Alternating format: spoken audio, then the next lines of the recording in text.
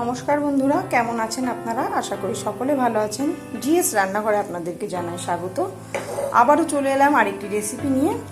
আজকে আমি তৈরি করব পার্শে মাছের ঝোল। আজকে আলু দিয়ে পার্শে মাছের ঝোল করব। তেলটা গরম হতে হতে মাছে আমি লবণ আর হলুদ মাখিয়ে নেব।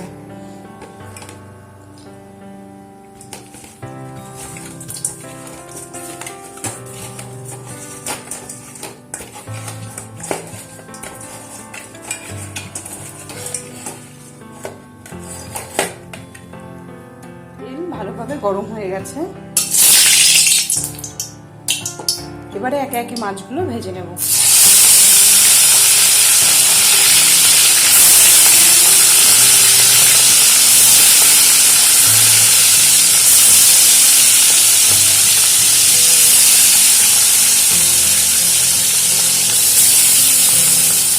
মাছগুলো ভাজা হতে হতে মাছের জন্য মশলা তৈরি করে নেব।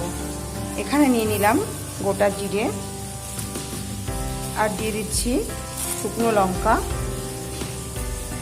আদা, টমেটো, সামান্য একটু জল দিয়ে দিলাম। এবারে একটা মিহি পেস্ট তৈরি করে নেব।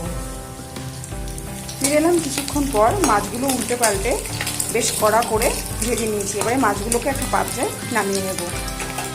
মাছ ভেজে নেওয়ার পর ওই তেলের মধ্যেই কেটে রাখা আলু ভেজে নেব।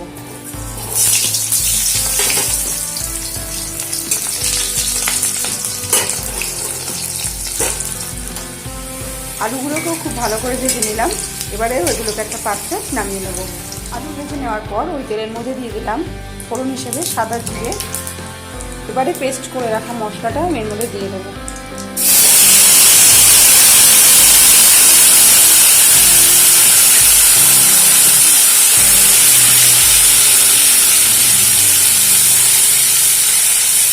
মশলাটাকে একটু ভালো করে কষিয়ে নেব।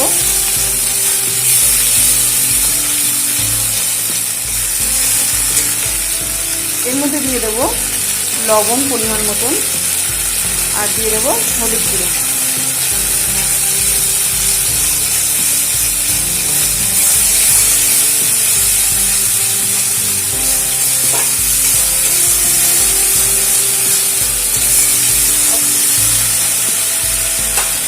ভেজে রাখা আলুগুলো দিয়ে দেবো।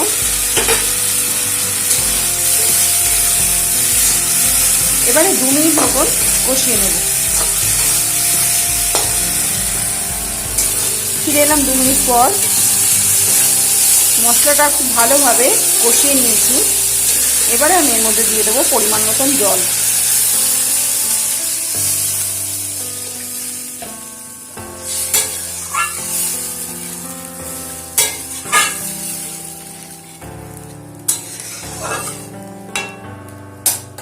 এবারে ঝোলটাকে ভালোভাবে ফুটতে দেব। ঝোলটা খুব ভালোভাবে ফুটে উঠতে শুরু করেছে।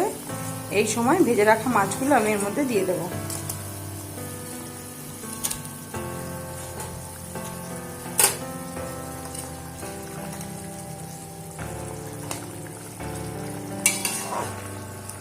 আবারও ঝোলটাকে বেশ কিছুক্ষণ ফুটতে দেব। ফিরে এলাম বেশ কিছুক্ষণ পর। আমার কিন্তু মাছের ঝোল একদম তৈরি হয়ে গেছে।